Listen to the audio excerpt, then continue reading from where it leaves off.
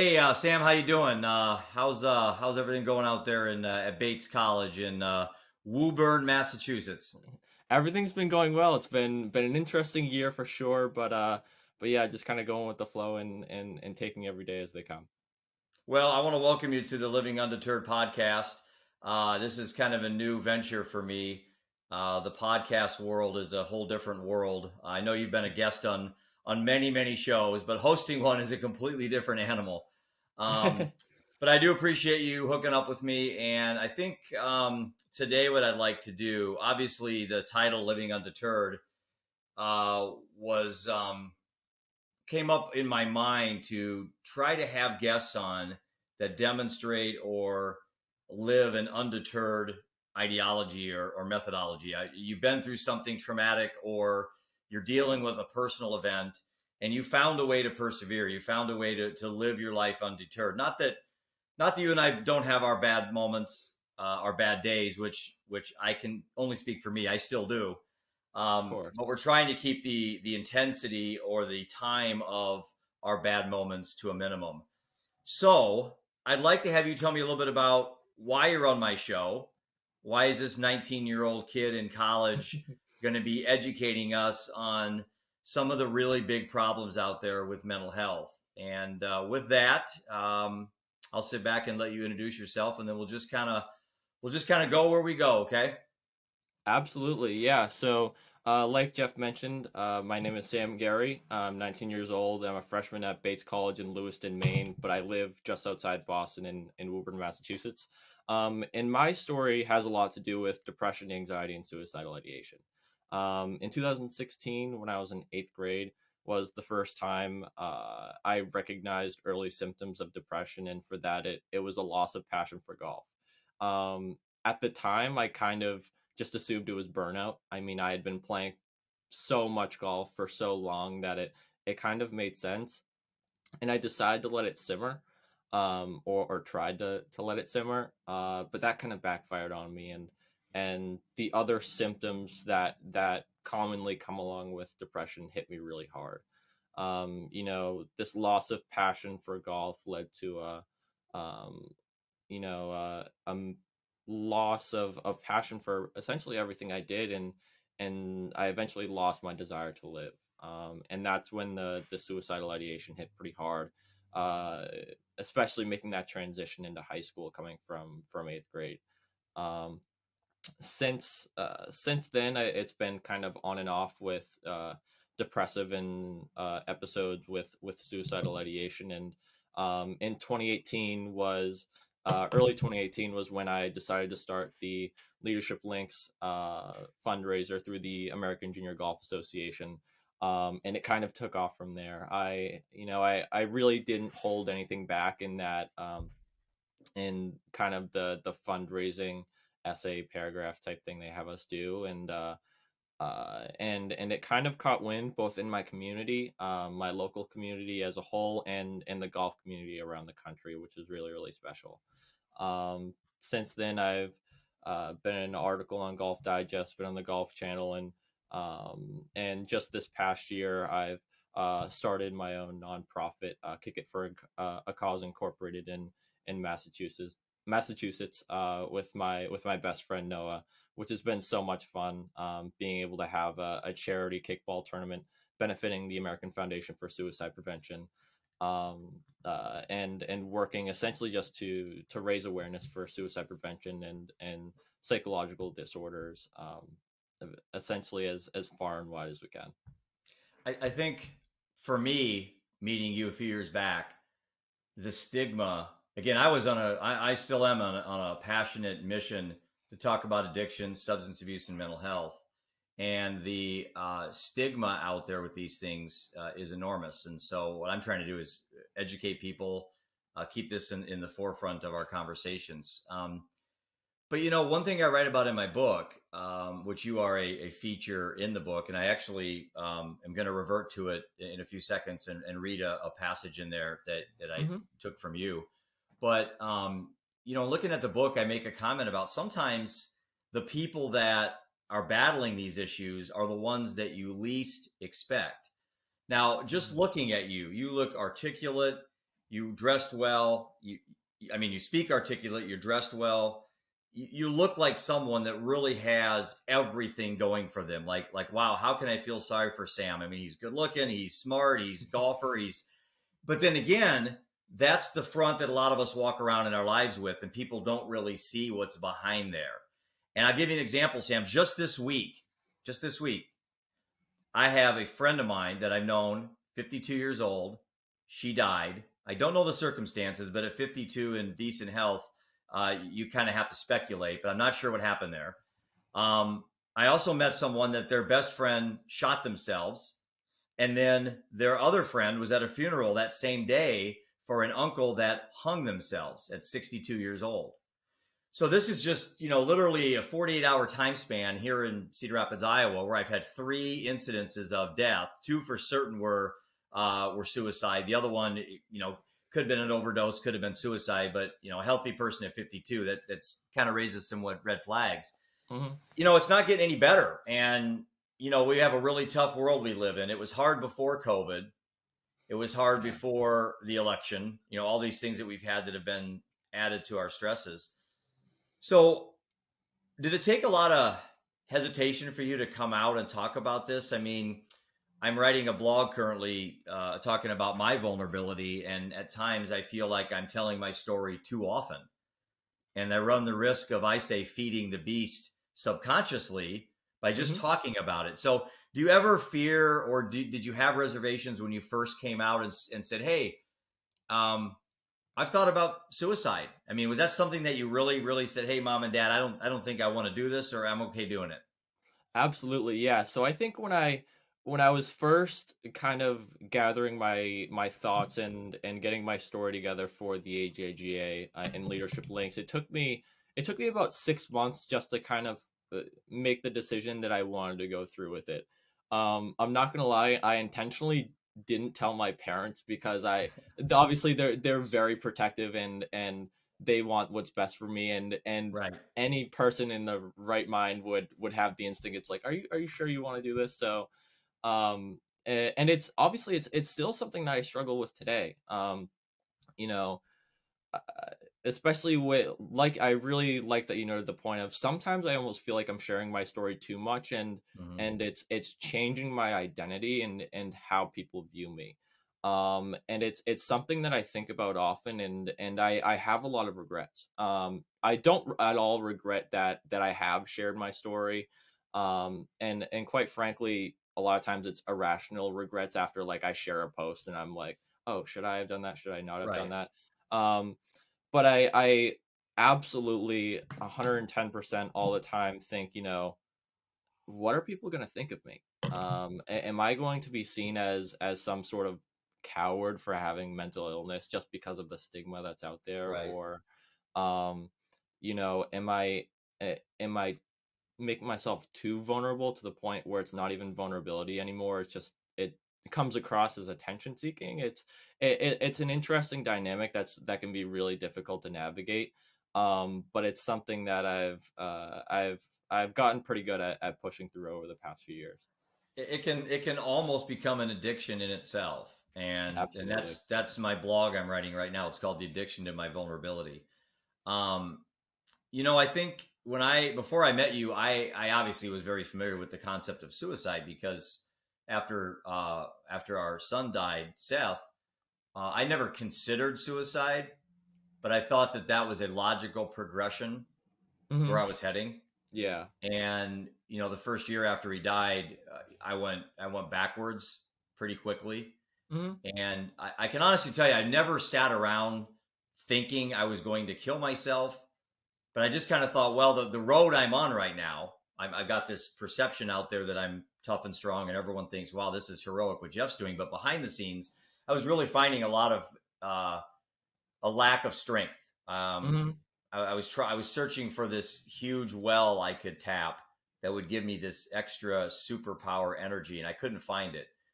And to be quite honest with you, when I started the Leadership Links program with Ian, and I think maybe we can take a second and let the people watching this or listening to this kind of see where you and I actually met. was Yeah. through the American Junior Golf Association, which is a absolutely phenomenal. Matter of fact, right behind me, if you notice, I've got Yeah. one of the checks that we gave on our original fundraiser, and that was in 12, 14 to 17. So that was only 3 months after Seth died. Wow, that's And incredible. we had raised some money. I'm sorry, that was a year, and that would be about 15 months. Yeah. Uh, but we did a GoFundMe that I was thinking of that we raised early on. But Yeah. anyway, so AJGA, American Junior Golf Association, is a high caliber, high level, probably the most reputable junior golf program in the United States. And to get into tournaments is hard. I mean, you have to develop stars. You have to get, kind of a resume built up. You just can't write a check and playing a tournament. Absolutely. And so, you had played some AJGA. Ian's has played some AJGAs. And I remember an individual, her name was Beth Doctor. And she was in charge and still is in charge of the AJGA. And they offer a program called Leadership Links, which is just an awesome idea to allow kids like you and Ian to embrace a passion on something that they're very interested in. And in our case, it was raising awareness for addiction, substance abuse, and to honor our son Seth, who died of a heroin overdose in 2016. Yours was to raise awareness and funds to mental health issues, specifically suicidal ideation. So that's how we met.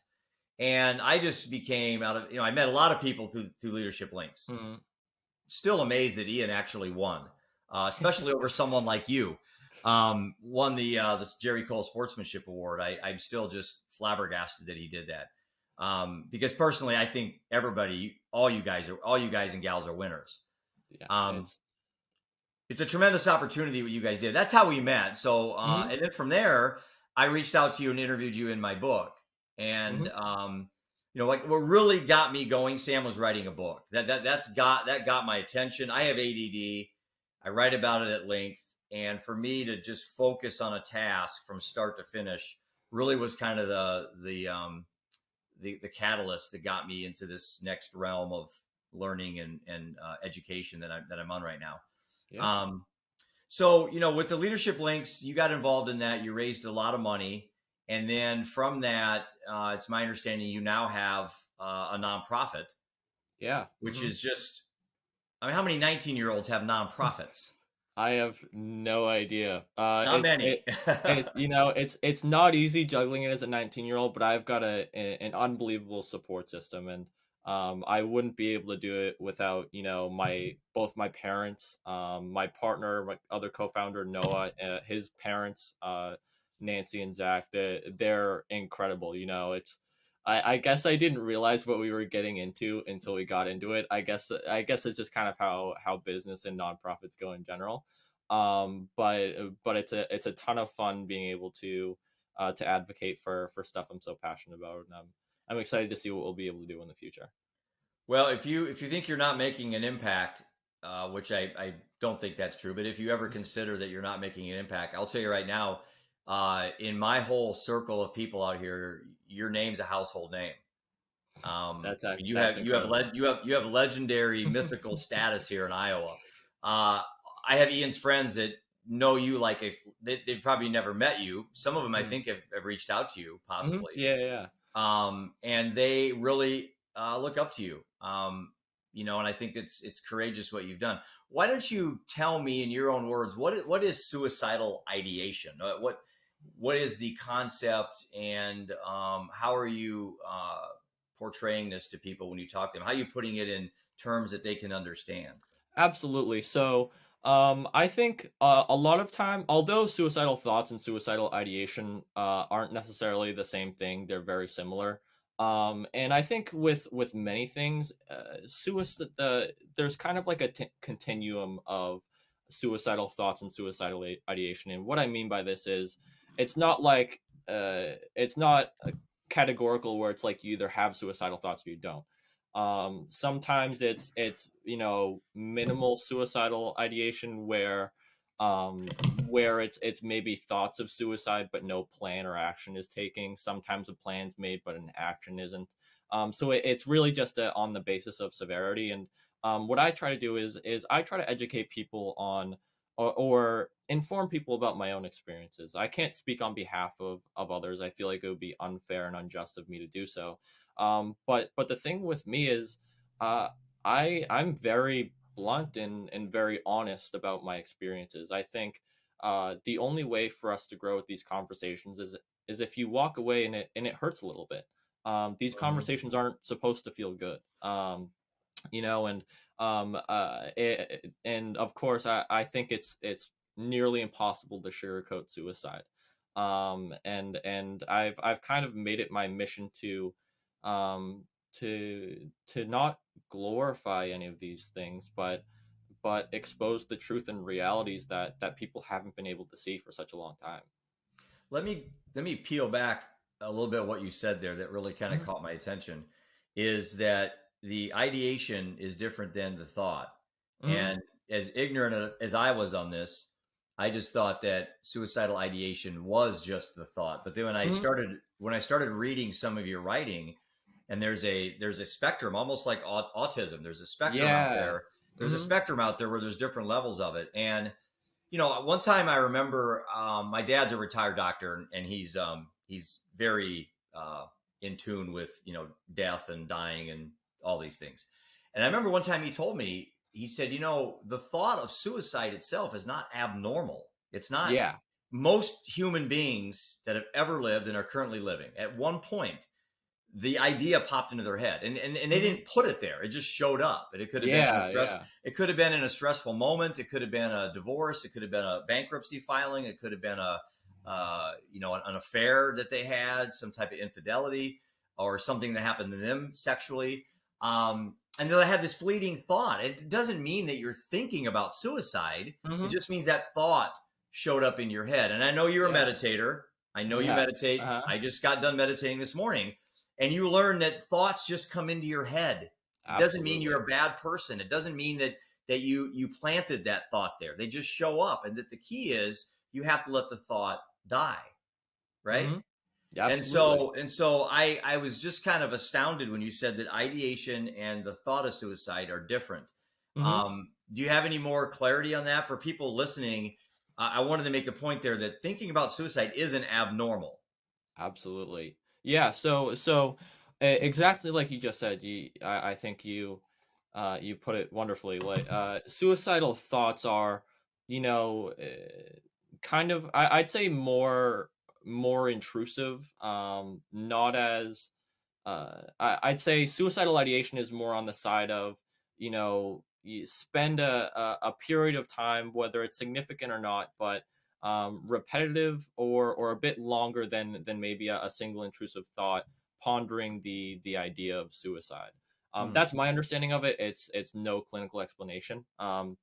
So I would consider a lot of things that for taking myself as an example, I would consider the times where I spent days and weeks and months in a row contemplating suicide and taking my own life. That's absolutely suicidal ideation. That's something Yep. that I spent a significant amount of time thinking about. Whereas suicidal thoughts can be, this is going to sound morbid, but I'm driving down the road and and I randomly think out of the back of my head, out of nowhere, Yeah. wow, I could drive myself off the road right now and kill myself.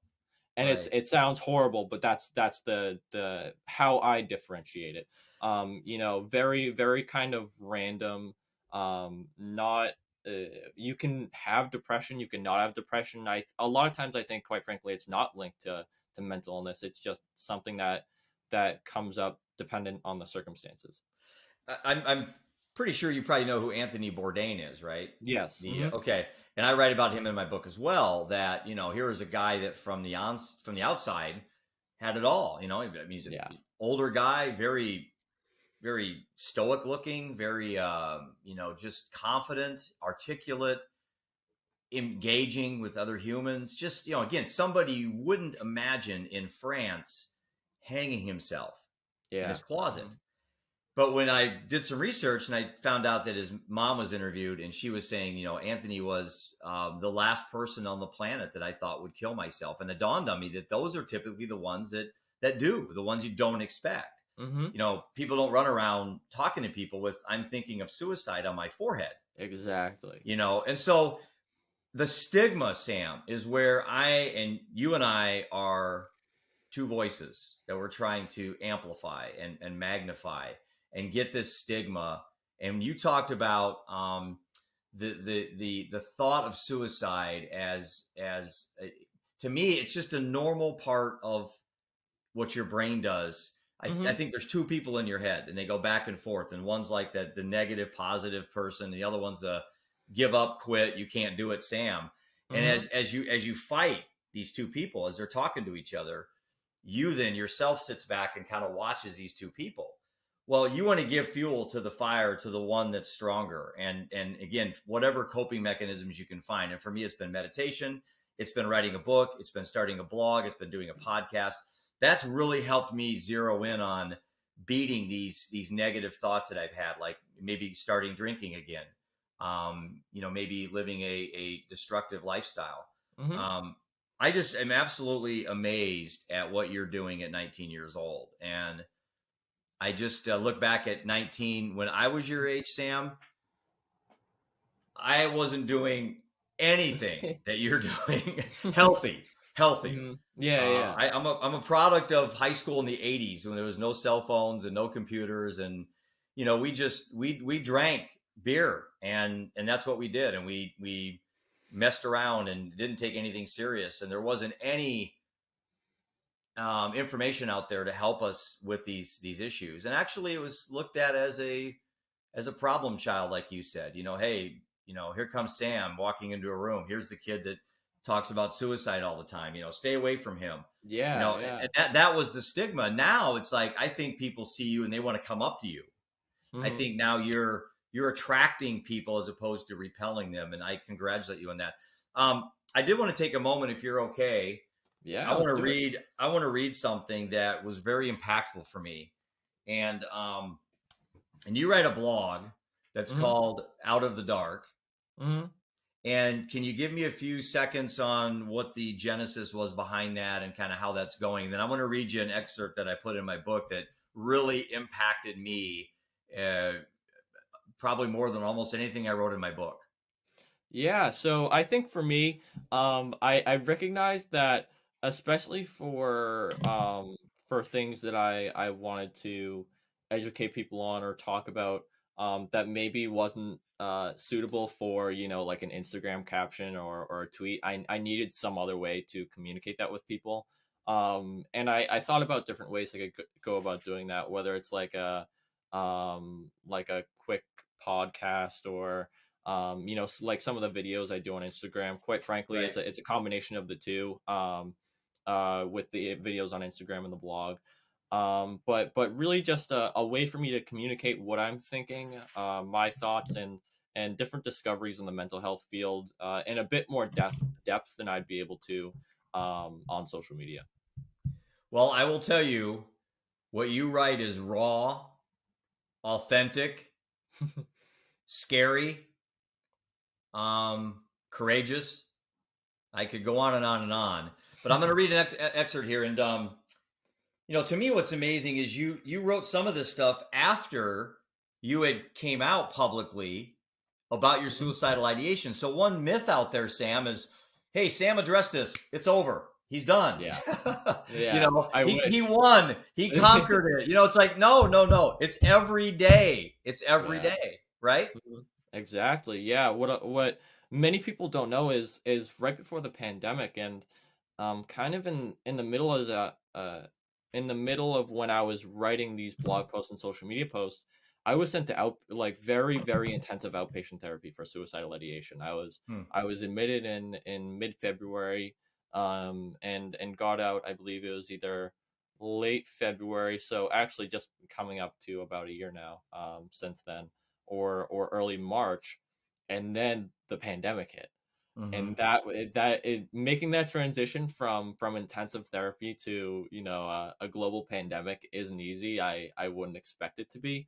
And it's, you know, I still have some of these intrusive thoughts, you know, Right. with depression, anxiety, and feel these things today. You know, just because I'm writing them doesn't mean I'm feeling good, feeling great. I feel like a Right. lot of times my most powerful writing or my most powerful posts come from when I'm at my lowest. And Me sometimes too. it's Me difficult. too. Completely. Exactly.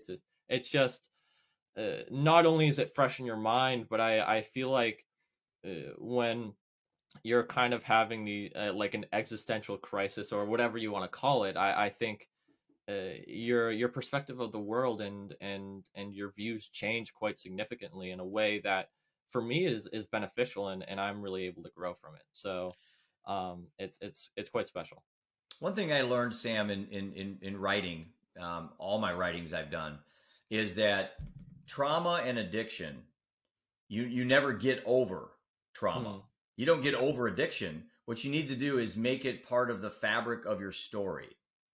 And almost in an odd sense, be proud of your uniqueness.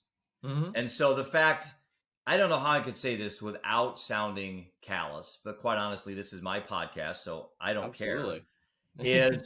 Is you know, when my son died, I looked at it as an opportunity, Hmm. as a gift from life to allow me to do things that I wouldn't have done had that not happened. And so my weird mind took this as okay, Jeff, I can either just let him die and the memories fade, everything goes away, or I can Hmm. embrace this as one hell of an opportunity to do something, simultaneously help people, but more importantly, probably help me. And I know you telling your story, I know you're trying to help people, but you're also really trying to help Sam. Absolutely. Yeah, I'd say a lot of the stuff that I do is my greatest coping strategy. Right. You know, I my one thing that my mom always tells me is that, you know, or we always go back and forth about, you know, the numbers game. It's like, oh, how many people do you think you're reaching them? And I'm like, you know, I don't care how many people I'm reaching as long as I'm helping one person. Yep. It's all worth it. And at the end of the day, she always says, you know, uh, but you're helping yourself too, and that counts as that one person. Sometimes I forget that I count as that person that I'm helping. Hmm. So Never having thought of that. having that advice is really special. And it's an interesting way of viewing it, but it's definitely something that helps me, especially like I mentioned previously, when I'm in those situations where I feel like that little bit of regret towards maybe a post or saying something. That's what really makes me feel kind of at ease and comfortable with everything I do.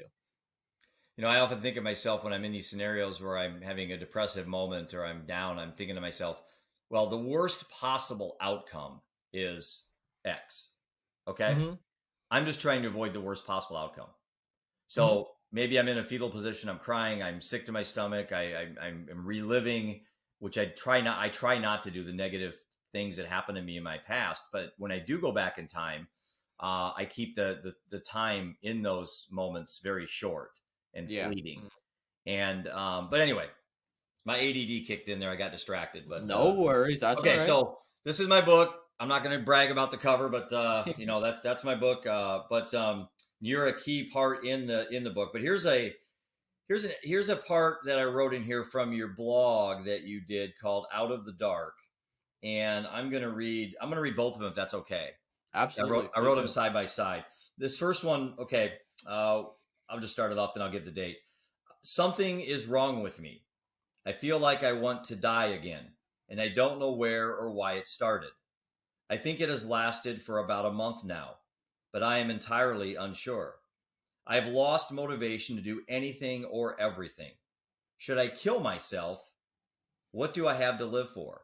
And that was in January 25th of 2020.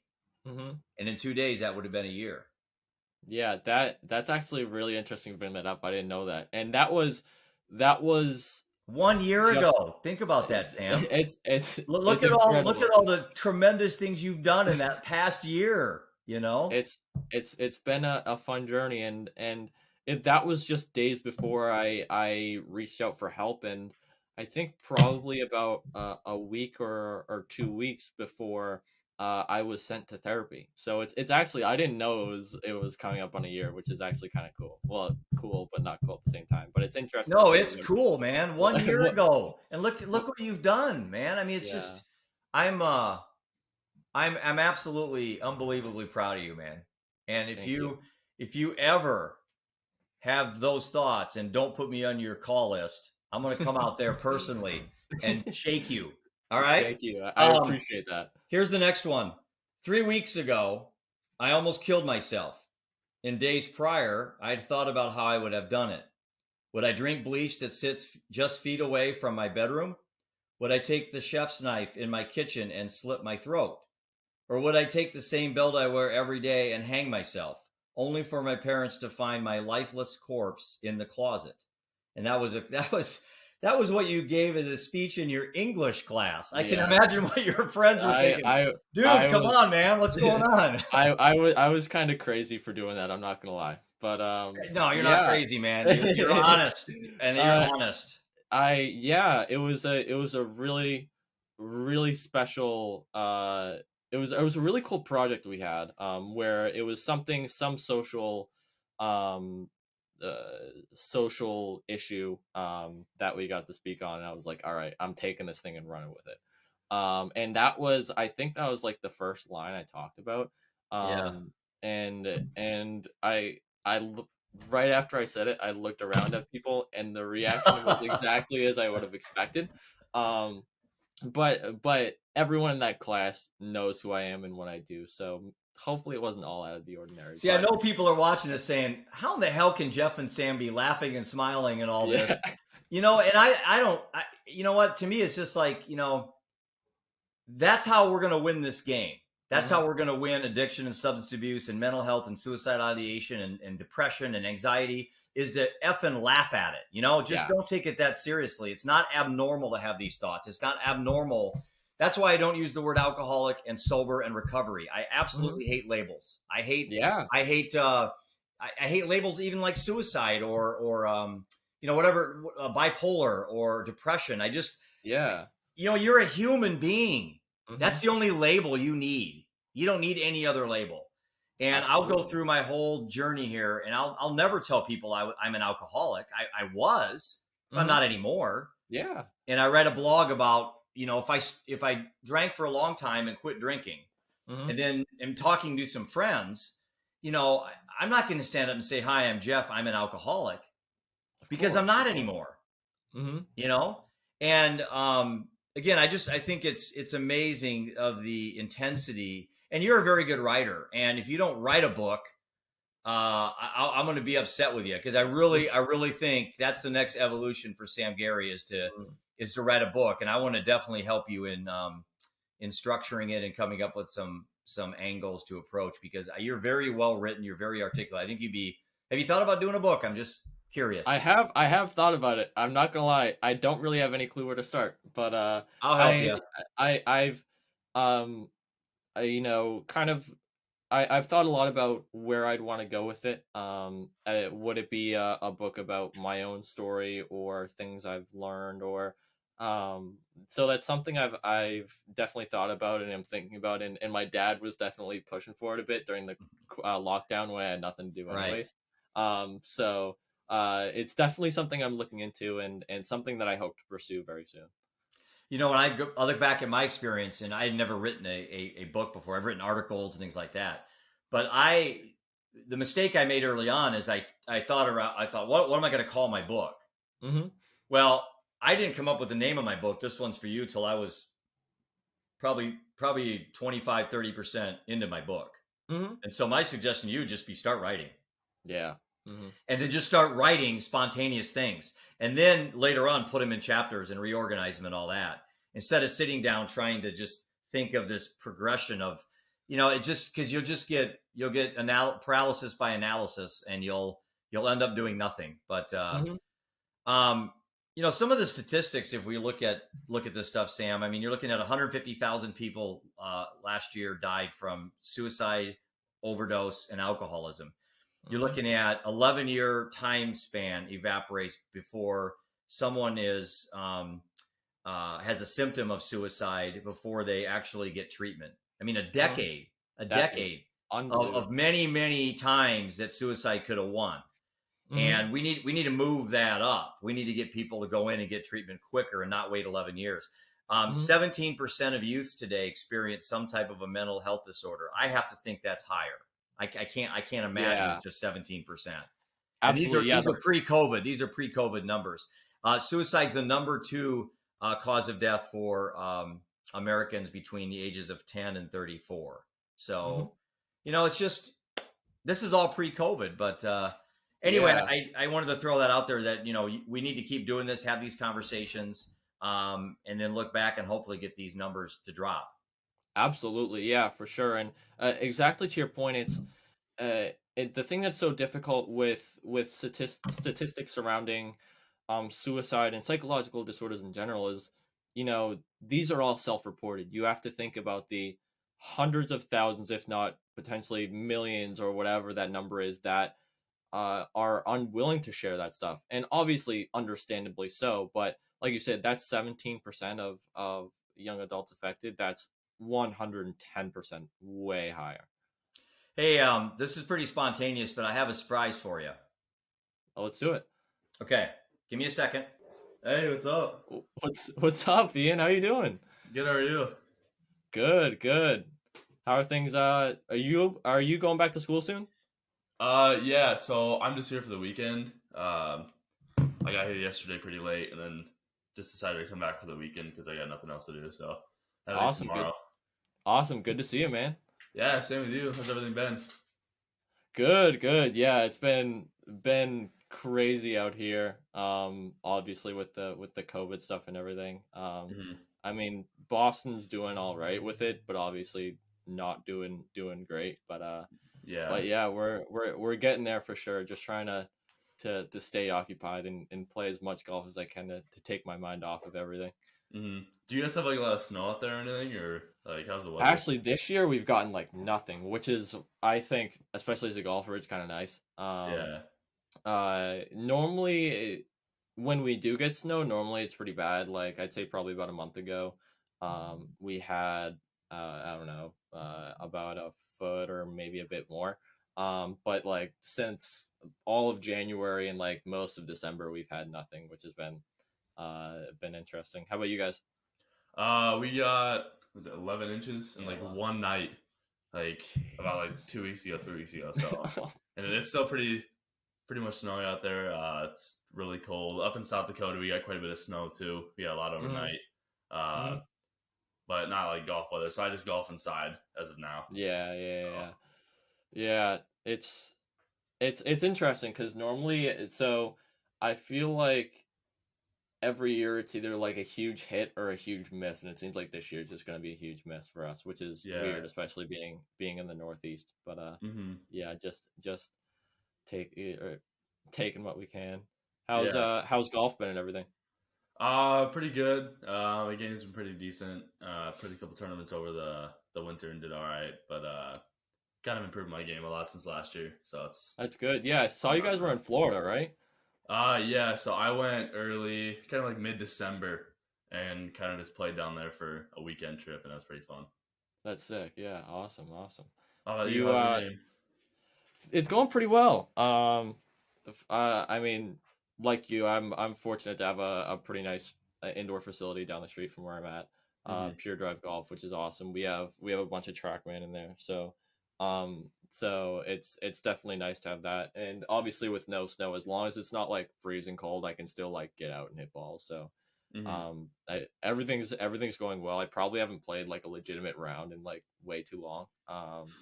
Uh, and now that the courses are closed, but yeah, I mean, swing feels better than it ever has, which is frustrating because it's like January, but Yeah, yeah. but hopefully it'll hold on for at least a little bit longer. Hmm. I did have another question for you. So I was gonna ask, like, what are your long-term goals? Like, what do you want to like do? Absolutely, yeah. So, uh, in terms of the mental health stuff, I'd like to really see how Kick It for a Cause grows. Right now, we are primarily the kickball tournament, now the scholarship. But our goal for 2021 is to move into more legislative efforts in Massachusetts, primarily when it comes to in-school education of faculty, administrators, and students. Especially in my high school, that's something, or high school I graduated from in 2020. It's something that I'm really pushing for right now. So that's a lot of fun. And obviously keeping up my own individual advocacy work.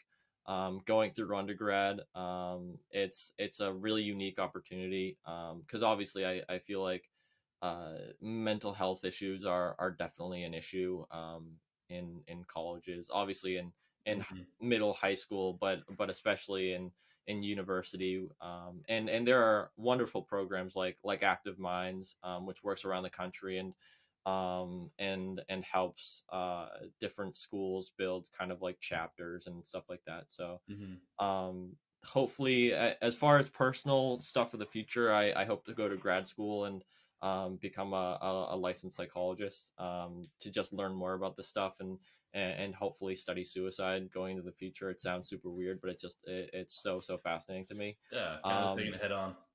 Yeah, exactly. And as far as the golf stuff goes, right now I've got a really sweet setup as working over at the place I mentioned, Pure Drive.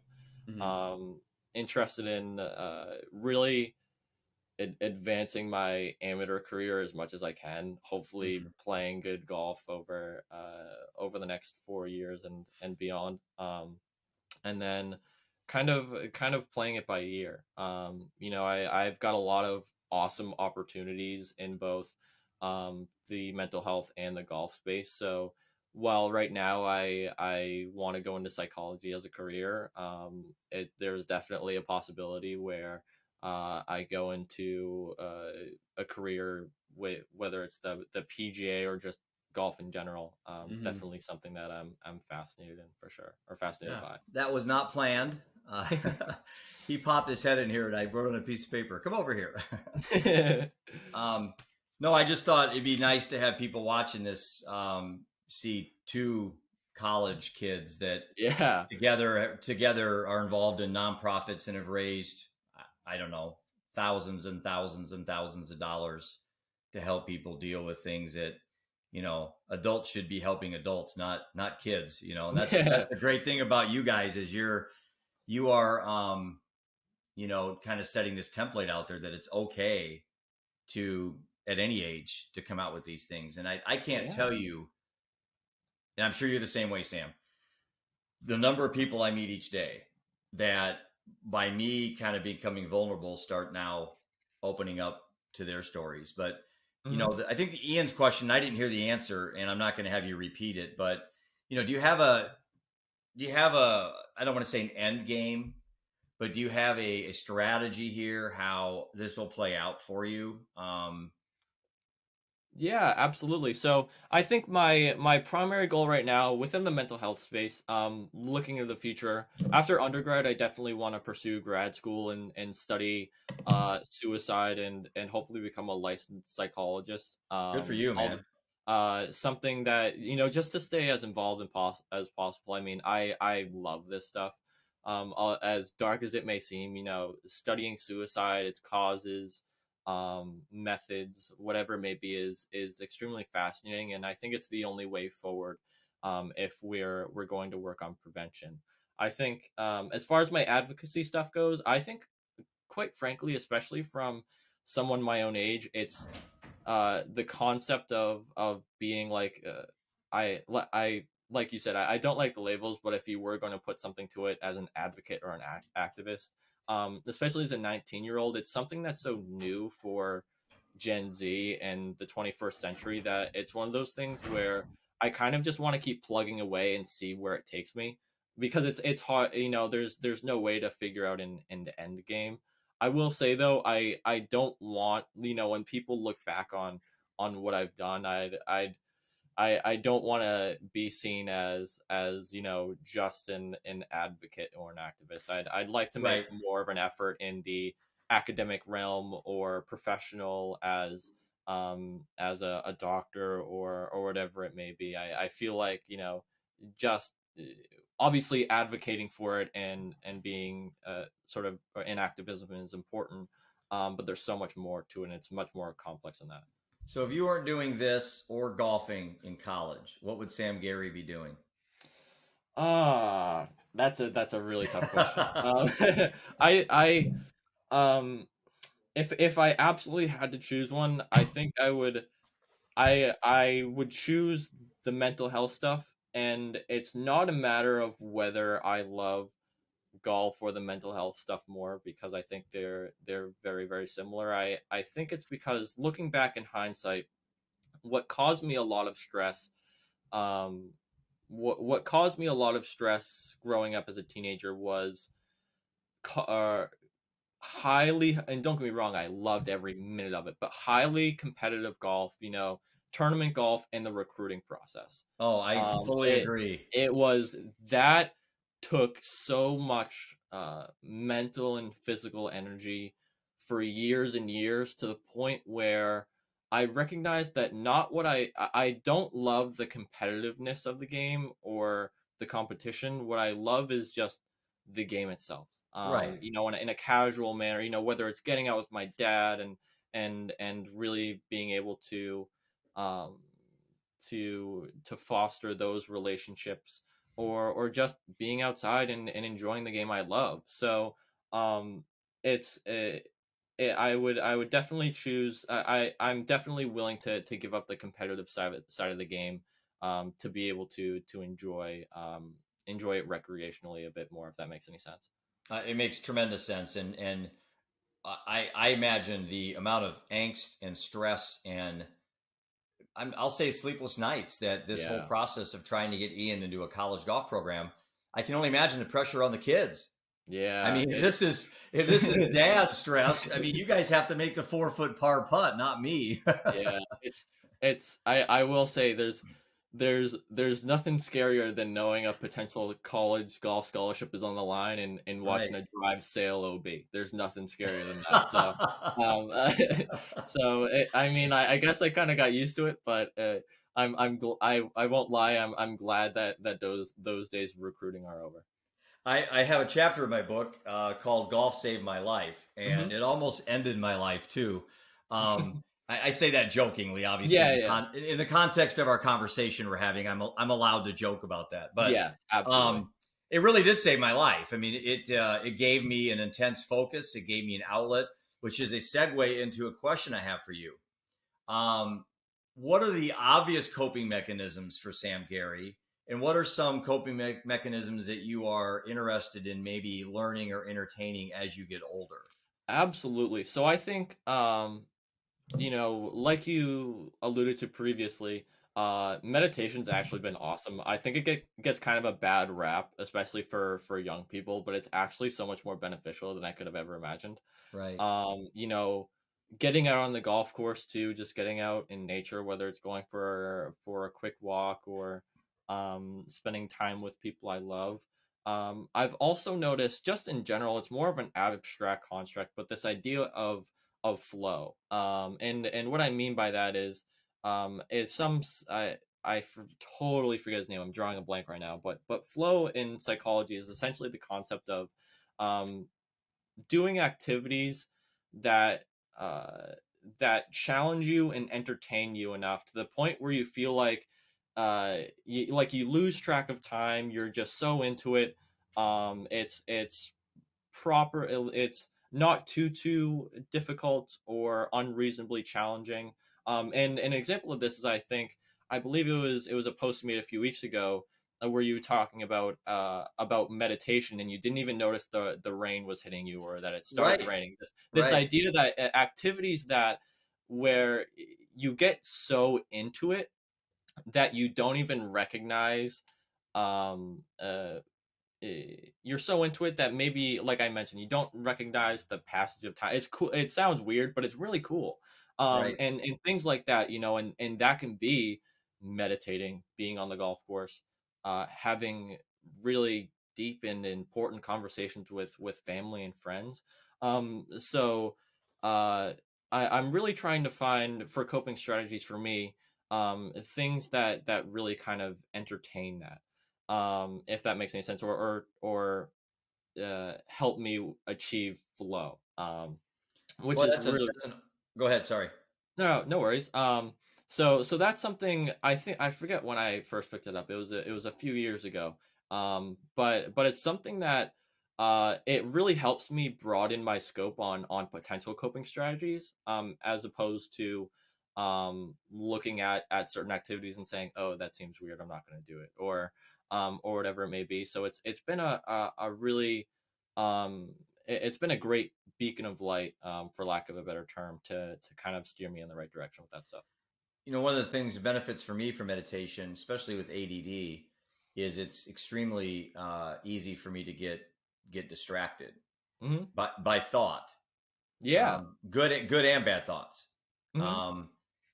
And anyone out there watching this either has some type of I call it a superpower. ADD to me is not a curse; it's a blessing. But Mm-hmm. maybe it's OCD, maybe it's whatever you have that's kind of holding you back from moving on emotionally. Yeah. Meditation for me, Sam, two things. One, I go into it each session with zero expectations. Mm-hmm. And some people think they're going to elevate to some spiritual realm Yeah. and be their maker and see their pets and all this stuff. And they're all like, and then you sit there and you go, okay, nothing's happening, and it's like, and then they quit.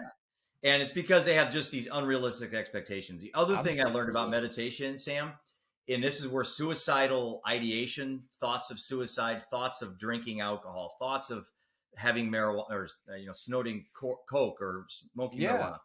These thoughts are okay. It's the actions we have to kill. It's absolutely the thought. I mean, I don't drink, and occasionally a thought pops into my head. Mm-hmm. Okay, there it is. See you later. It just kind of drifts off. And Yeah. if I was contemplating suicide, I would embrace it as it's not abnormal. Mm-hmm. It's going to pop into my head. It could be when I hang up with you. It could be when I get a call and something bad happens. But you know what? There it is. And there it goes. Yeah. And I think for me, that moment you mentioned when I was on vacation and my son and I were scuba diving, and I found this rock where I meditated. And I've been doing meditation for a while now, and I've never had this experience. So this is a very rare experience. But I was sitting on this rock. It was 84 degrees. And I decided to do a 30-minute meditation. Normally I do like 10. I do 10 each morning. Mm-hmm. 10 works for me. But I did 30 because I thought, this is beautiful. The ocean's here. So like you see in those pictures, I had my arms, I'm sitting there all relaxed. Yeah. And I just got into this place. I can't explain it. It was not even a dream state because I was cognizant or conscious of my awareness. But when I came out, I noticed the temperature drop like 15 degrees. I was actually kind of shivering. I was wet.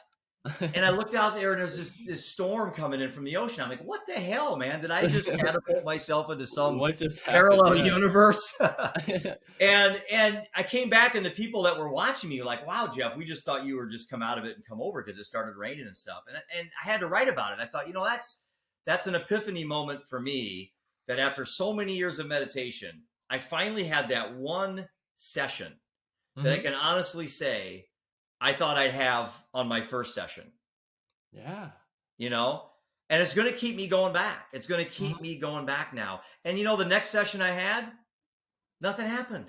I just sat there, So I think part of the coping mechanisms that we have as people that choose not to drink or people that choose not to kill themselves or are continually seeking, continually searching.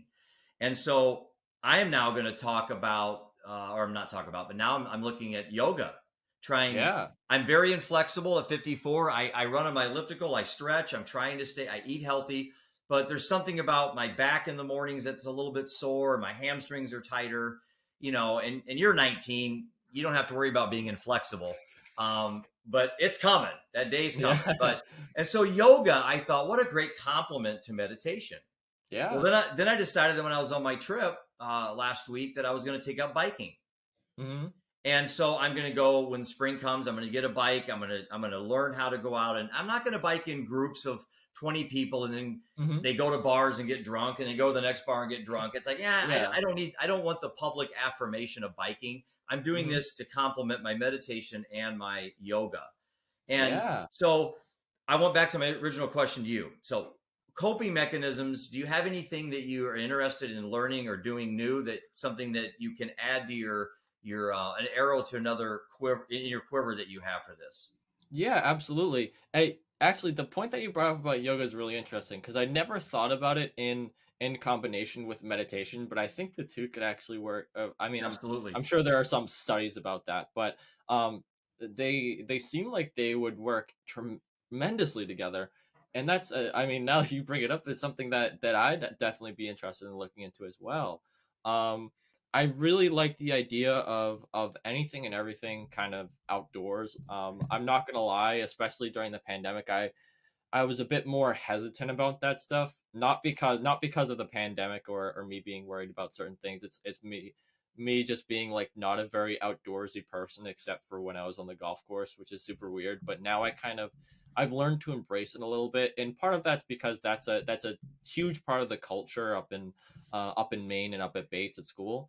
Um, so things like you mentioned, like biking or hiking or just going for a walk, things that I kind of take for granted and maybe don't appreciate as much as I should, and recognize the true value of it. Mm-hmm. Things like obviously I've ridden a bike since I was 7 years old, but I've always just kind of thought of it as this like relatively menial activity, when in reality it's something that I'd really like to look into more. So and it kind of goes back to that point of just finding flow, just finding just kind of uh I think one way to word it is just getting into the zone, something that Hmm. that really pulls all of my attention in, and is really fulfilling and really makes me content. Is flow the same as living in the moment? Um, I'd say so. Absolutely. I'd say there are definitely a few differences. I wouldn't know them exactly, but I'd say absolutely it's I think flow is achieving like uh, peak mindfulness. Exactly to your point, living in the moment, being so enthralled in what you're doing to the point where nothing else matters. Right. And it's really fascinating, and obviously, like you said, with your meditation, it's not something that happens every time you do an activity, and it's not something that you can just kind of flip a switch and tune into, but when it does happen, it's really special, and it's something that people should definitely be taking advantage of when it's there. It's funny you said that because I had a friend of mine one time telling me, well, geez, meditation must be great to be able to sit there and control your thoughts and like this mind altering experience. I said, it's just the opposite. Yeah. You're just, all you're doing is just witnessing your thoughts. You're not even Hmm. judging them. Uh-huh. And sometimes you'll have the strangest things come in. I do guided meditation, so I have a voice that kind of talks me through it, and then they stop for a few minutes, and then they come back and get you Hmm. back into the breath. But it's just this the stigma of meditation is just comical to me because it's just the opposite what people think. I'm not Yeah. sitting around controlling my thoughts. Hmm. It's so opposite of that. I'm just sitting around welcoming my thoughts. They come in, I watch them disappear. I go back to my breathing, and I try, I'm not even trying not to think, you Yeah. just, it's a matter of being you're aware of your ability to be aware, Hmm. it's really strange. Yeah. Hey, I got a couple questions for you as we kind of wrap this up. I Sure. have massively enjoyed this, and I'll get you on the show down the road, but what show are you watching right now on Netflix? Ooh, that's a good question. I'm not a big show guy. I'm more of a documentary kind of guy. One documentary that I I am watched too. at the at the I at am the too. beginning of the pandemic, um I one of my favorite things on Netflix, I think it's still on there, is Inside Bill's Brain with Bill Gates. That's like the coolest thing ever. Being I able to saw that. just it's for some people, you know, talking about you know, sewage and nuclear energy, for some people it's a bit over their head, and they wouldn't like, especially people my own age are like, who cares anyways. Right. But it's super fascinating to be able to dig in a bit into the life of you know, individuals who have made a significant impact, you know, with Bill Gates and the Bill and Melinda Gates Foundation, and the work that they're doing is something that I really idolize. And I wish I could say I was more of like a show person like everyone else my age. But I guess I just always enjoy learning from other people. Sam, you don't want to be like everyone else your age. Keep being Sam. There's a reason you're on my show and they're not. But what book are you reading right now? So I actually just finished up rereading This One's for You this past week. I've read it like 3 times already. But a new book that I'm getting into right now. One thing that you talked about in your book that I kind of like really agree with is I read like multiple books at the same time. Right. It's just kind of how my mind works. I can't sit down and like bullet through one whole thing. So one book that I'm reading right now um, is Guns and Suicide. So that talks specifically about firearm deaths and suicide statistics. I totally forget the author. That's totally my fault. But it's really fascinating, and it obviously takes the approach from a very analytical sense. The author's a professor, I believe, in either Missouri or Mississippi, somewhere. But it's really interesting. And in another book I'm reading, it's kind of embarrassing that I'm only reading this book for the first time, but Man's Search for Meaning by Viktor Frankl. I think I was just going to say that. that's a class. I mean, I have learned believe it. more. I have read more through the first 10 pages of that book than I have in probably anything I've ever read ever. It's I was just I going mean, to say that book. You took the words out of my mouth. yeah. So it's like I said, it's kind of embarrassing that I'm just now reading it for the first time, but it is unbelievable. Embarrassing. I started reading it at 52. Man. I mean, I heard of it I've heard of it for the past 2 years ago, and it like it. I think part of the reason is, first of all, before the pandemic, I wasn't much of a reader. You know, I lied to myself and then said, "Oh, I don't have time to read." But that just wasn't true.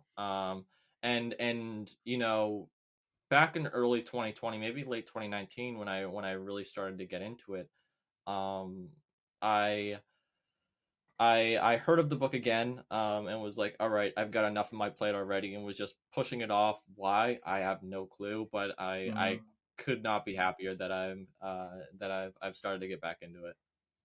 I found an old on a TED Talk. They had an old black and white video. It was like 1972, I think, of Viktor Frankl giving some presentation. I actually posted it on LinkedIn last night. Just a big advocate of what, you know, how strong the human mind is when you change your attitude on things. And it's so easy for us to kind of take a cop out and start blaming things on diseases and start blaming things on our environment and start blaming things on our hereditary, whatever it may be. And that may be true, but that doesn't mean you have to go have 20 beers or you have to go commit suicide or just because you're predisposed for these things doesn't predetermine your outcome. You follow me on that? Absolutely. And I think too many people say, oh, my parents are alcoholics. My grandpa's an alcoholic. So I must be an alcoholic then, right? No, I mean, that could be, maybe you are an alcoholic. It doesn't mean you have to have 20 beers. That's substance abuse. So, you know, so again, I think you and I are trying to rewrite the narrative. And I will tell you one thing right now. You are going to write a book, and I am going to help motivate you by harassing you constantly about your book. Please do. I know I will, because you need to put your thoughts on paper. So as you evolve your thoughts and you mature and grow and develop new ones, you can always refer back to that and use it as a kind of a starting point of where your journey started. And my book now has even only been out for 4 months, and I wrote it a year ago. I mean, started a year ago. I've already read stuff going, I've already changed my ideas on that. I've already changed my thoughts on that. And so I would suggest, Sam, that not only will your book help, millions, I hope millions of people, at the end of the day, it's going to help you develop and evolve into something that you are going to be completely different than you are today. And I know that's happened to me. And for me, this whole process has been just a constant obsession with learning to a point where I have such an intense focus of learning. I have to dial it back. I have to start looking at doing other things that take me away from reading obsessively. And, this project with my blog brings to me my attention issues. And again, reminds me that I need to sometimes just practice what I preach, Yeah.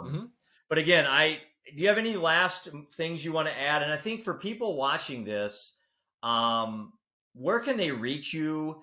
What website information do you have? And then if people want to donate money, which I have, matter of fact, your organization was the first grant we made on my nonprofit, the Choices Network, that I started last March.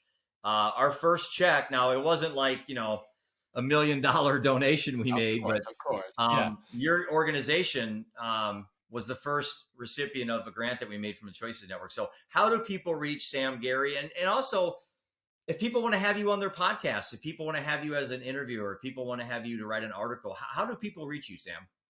Absolutely. First of all, thank you so much for the donation to Kick It. I mean, it means so much to us. And I mean, these past two-ish years now that we've been speaking have been absolutely wonderful and tremendous.